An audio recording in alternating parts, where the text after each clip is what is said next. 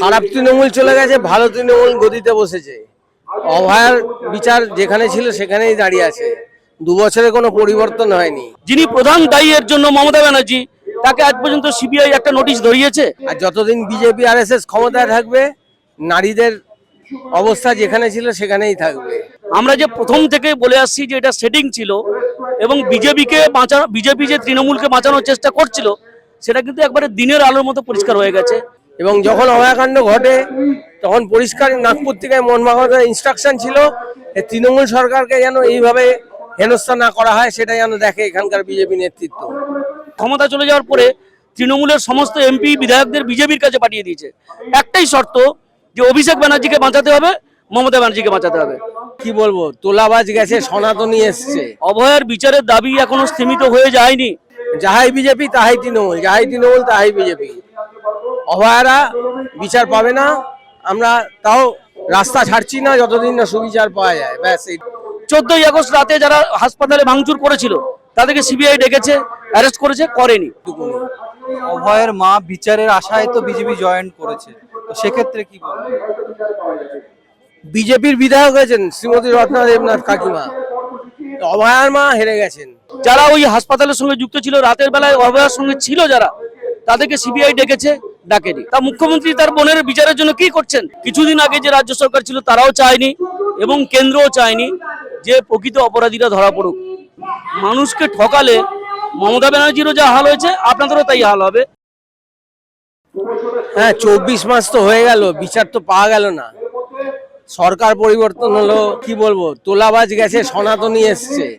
খারাপ তৃণমূল চলে গেছে, ভালো তৃণমূল গদিতে বসেছে। অভয়ার বিচার যেখানে ছিল সেখানেই দাঁড়িয়ে আছে। 2 বছরে কোনো পরিবর্তন হয়নি। আর যতদিন বিজেপি আরএসএস ক্ষমতায় থাকবে, নারীদের অবস্থা যেখানে ছিল সেখানেই থাকবে। কেন এরকম মনে হচ্ছে? এটা সবকিছু আজকে সারা দেশে বলুন, পশ্চিমবঙ্গে বলুন, যে সরকারগুলো চলছে, এটা শুধু ভারতীয় জনতা পার্টির সরকার নয়। এখানে রাজনীতির কথা বলা উচিত না, তবুও বলতে বাধ্য হচ্ছি। সমগ্রটাই পরিচালিত হচ্ছে নাগপুর থেকে, এবং এক শ্রেণীর মিডিয়া এর পেছনে যুক্ত আছে, যাদের তথাকথিত গদি মিডিয়া বলা হয়। আরএসএস এর প্রধান, তার নামে তিনি মোহন ভাগবত, আর গদি মিডিয়াটাকে বানিয়ে দিয়েছে মহান ভাগবত। তিনি যেটা বলবেন সেটাই হবেন। এবং যখন অভয়াকাণ্ড ঘটে তখন পরিষ্কার নাগপুর থেকে মোহন ভাগবতের ইনস্ট্রাকশন ছিল তৃণমূল সরকারকে যেন এইভাবে হেনস্থা না করা হয়, সেটা যেন দেখে এখানকার বিজেপি নেতৃত্ব। যাহাই বিজেপি তাহাই তৃণমূল, যাহাই তৃণমূল তাহাই বিজেপি। অভয়ারা বিচার পাবে না, আমরা তাও রাস্তা ছাড়ছি না যতদিন না সুবিচার পাওয়া যায়। ব্যাস, এইটুকুনি। অভয়ের মা বিচারের আশায় তো বিজেপি জয়েন করেছে, তো সেক্ষেত্রে কি বলবেন? বিজেপির বিধায়ক হয়েছেন শ্রীমতী রত্না দেবনাথ কাকিমা, অভয়ার মা হেরে গেছে। আমাদের অভিযোগটা কার বিরুদ্ধে ছিল? আমাদের অভিযোগটা ছিল সিবিআইয়ের বিরুদ্ধে। আপনারা সবাই জানেন যে তৎকালীন যারা এই খুনের সঙ্গে এবং ধর্ষণের সঙ্গে যুক্ত ছিল তাদেরকে সিবিআই বাঁচাচ্ছিল, সীমা পাহুজা বাঁচাচ্ছিল। এমনকি দেশের প্রধান বিচারপতি তিনি সুমোটো কেস নিজেই নিয়ে নিলেন, এবং তারপরে দেখা গেল ফাইলটা চাপা পড়ে গেল। ওখানে যখন স্ট্যাটাস রিপোর্ট সিবিআই জমা দিল, তিনি দেখে বললেন, এ তো একবারে বিস্ফোরণ ঘটে যাবে যদি আমি নামগুলো প্রকাশ করি। তাহলে সেই নামগুলো কোথায় গেল এখন পর্যন্ত? অভয়ের মা কয়েকদিন আগে বলেছেন, দেখলাম আমরা, যে বর্তমান যিনি মুখ্যমন্ত্রী হয়েছেন তিনি তার মেয়েকে বোন বলে ডেকেছেন। তা মুখ্যমন্ত্রী তার বোনের বিচারের জন্য কি করছেন? আমাদের প্রশ্ন তো এটাই, যে সিবিআই এর বিরুদ্ধে অভিযোগ, সে সিবিআই কি চার্জশিটে কি বলেছে? কিছুই বলছে না। যিনি প্রধান দায়ী এর জন্য মমতা ব্যানার্জি, তাকে আজ পর্যন্ত সিবিআই একটা নোটিশ ধরিয়েছে। এখানকার যে পুলিশ কমিশনার ছিলেন বিনীত গোয়েল, তাকে তো নোটিশ ধরানো দরকার ছিল। আজ পর্যন্ত সিবিআই নোটিশ ধরিয়েছে। যারা ওই হাসপাতালের সঙ্গে যুক্ত ছিল, রাতের বেলায় অভয়ার সঙ্গে ছিল যারা, তাদেরকে সিবিআই ডেকেছে, ডাকেনি। 14ই আগস্ট রাতে যারা হাসপাতালে ভাঙচুর করেছিল তাদেরকে সিবিআই ডেকেছে, অ্যারেস্ট করেছে, করেনি। তাহলে কিসের বিচার হচ্ছে? কোথায় বিচার হচ্ছে? বর্তমান মুখ্যমন্ত্রী কি বিচার করছেন? কি করবেন উনি? কিছুই করবেন না উনি। আমরা যে প্রথম থেকে বলে আসছি যে এটা সেটিং ছিল এবং বিজেপি যে তৃণমূলকে বাঁচানোর চেষ্টা করছিল, সেটা কিন্তু একবারে দিনের আলোর মতো পরিষ্কার হয়ে গেছে। এবং আগামী দিনে এই জিনিসটাই চলবে, এই নাটকটাই চলবে। দেখবেন না, ক্ষমতা চলে যাওয়ার পরে তৃণমূলের সমস্ত এমপি বিধায়কদের বিজেপির কাছে পাঠিয়ে দিয়েছে। একটাই শর্ত, যে অভিষেক ব্যানার্জিকে বাঁচাতে হবে, মমতা ব্যানার্জিকে বাঁচাতে হবে। এই দুজনকে বাঁচিয়ে রাখতে হবে, আর বাকিদের সবকে ওদিকে পাঠিয়ে দিয়েছে। এই সেটিং অনেকদিন আগে থেকেই ছিল এবং এই সেটিং এর কারণেই অভয়া বিচার পাননি। আমরা কিন্তু বিচারটা আদায় করে নেব, এটাই হচ্ছে পরিষ্কার কথা আমাদের। নাগরিক সমাজে একটা বড় অংশ তারা এখনো রাজপথ দখল করে আছে। আপনিও এসছেন এই সভায়, তো আপনারা সেই নতুন যে সরকার তৈরি হয়েছে তাদের কাছে আপনাদের কি দাবি থাকবে? দেখুন, এখনো পর্যন্ত লোক জড়ো হয়নি, আমি এই কারণে বলছি। দুটো সুবিশাল মিছিল আসছে, একটা ওদিক থেকে জাদুঘর থেকে, একটা হচ্ছে কলেজ ঘর থেকে। আপনি মিছিলটা পৌঁছলেই দেখতে পাবেন মানুষের কিন্তু স্বতঃস্ফূর্ততা এখনো কমেনি। অভয়ার বিচারের দাবি এখনো স্থিমিত হয়ে যায়নি। আমরা এখনো পর্যন্ত রাজপথে আছি, কারণ আমরা চাইছি বিচারটা হোক। আমরা চাইছি যারা প্রকৃত অপরাধী তারা ধরা পড়ুক, কিন্তু না, এই বর্তমান রাজ্য সরকার, কিছুদিন আগে যে রাজ্য সরকার ছিল তারাও চায়নি এবং কেন্দ্রও চায়নি যে প্রকৃত অপরাধীরা ধরা পড়ুক। প্রকৃত অপরাধীরা কিন্তু এখনো বুক ফুলিয়ে ঘুরে বেড়াচ্ছে। এই যে শান্তনু সেন ডাক্তার, এই আরজিকর হাসপাতালটাকে যে নরকে পরিণত করা, তার সবচেয়ে বড় ভূমিকা তো শান্তনু সেন নিয়েছিল। তিনি এখন কোথায়? তিনি এখন ভালো তৃণমূল হয়ে বিজেপির সঙ্গে যুক্ত হয়েছেন। এই তো নোংরামি চলছে। এই নোংরামি কিন্তু ইতিমধ্যে 3 মাসের মধ্যেই রাজ্যের মানুষ ধরে ফেলেছেন। তো স্বাভাবিকভাবে যারা এখন বর্তমান শাসকে আছেন তারা সাবধান হন। মানুষকে ঠকালে মমতা ব্যানার্জিরও যা হাল হয়েছে আপনাদেরও তাই হাল হবে। এটা নিয়ে কিন্তু কোনো দ্বিধা নেই, কোনো দ্বন্দ্ব নেই। একবার পরিষ্কার দর্থহীন ভাষায় আমরা বলছি যে মানুষকে, বাংলার মানুষকে এত বোকা ভাবার কোনো কারণ নেই। দিল্লির আন্দোলন যেমন টলিয়ে দিয়েছে মোদিকে সারেন্ডার করতে, মোহন ভাগবতকে সারেন্ডার করতে, পশ্চিমবাংলায় কিন্তু সেই পরিস্থিতি তৈরি হচ্ছে। আমার নাম স্বপন মণ্ডল, অভয়া মঞ্চের সদস্য।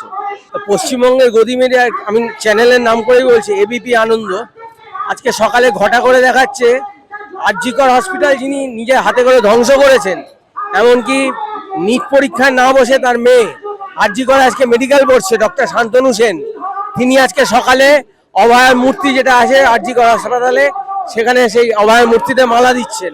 আর বাকি 3 জন যারা নেপথ্যে রয়েছেন এখনো, বিগত 15 বছর ধরে তৃণমূলের শাসনকালে পশ্চিমবঙ্গের স্বাস্থ্য ব্যবস্থাকে ধূলিসাৎ করে দিয়েছেন ডক্টর সুদীপ্ত রায়, ডক্টর নির্মল মাঝি এবং আরজিকরের তৎকালীন সুপার ডক্টর সন্দীপ ঘোষ। এদেরকে এখনো কাস্টাডিতে নিয়ে কেন জেরা করা হচ্ছে না? কলকাতা পুলিশকেই জবাব দিতে হবে। মাননীয় মুখ্যমন্ত্রী শুভেন্দু অধিকারী পুলিশ মন্ত্রীও বটে, মমতা ব্যানার্জির মতন, ওনাকে এর জবাব দিতে হবে। তো 3 জনকে লোক দেখানো সাসপেন্ড করলেই হয়ে যাবে না। সেটা বিনীত গোয়েল হতে পারে, ইন্দিরা মুখোপাধ্যায় হতে পারে, যে কেউ হতে পারে। নাম আপনার? আমরা অভয়া মঞ্চের মেম্বার। এর আগে তোমাকে দেখেছি অভয়ের জন্মদিনে তুমি পথে নেমেছিলে, আজও দেখছি যে তুমি 9ই আগস্ট তুমি পথে নেমেছো। কি কি দাবি এখনো আছে, বা এখনো কেন রাজপথ দখল করে মানুষকে পথে নামতে হচ্ছে? কারণ রাজপথই হচ্ছে একটা উত্তর, যেটা দিয়ে রাজপথই একটা জায়গা যেখান থেকে উত্তর খুঁজে পাওয়া যায়।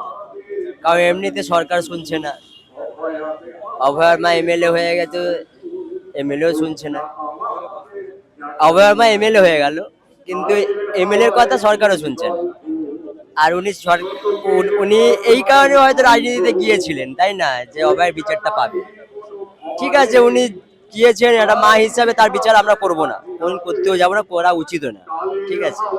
কিন্তু বিচার তো পাইনি, সেই একই জায়গায় দাঁড়িয়ে অপরন্ত কাকুর ওপরে কিসব একটা প্রতিবাদ, কিসব একটা হয়েছে, আমি সেটা নিয়ে ভাবছি না, কারণ রাজনীতি এমন একটা জায়গা, ঠিক আছে।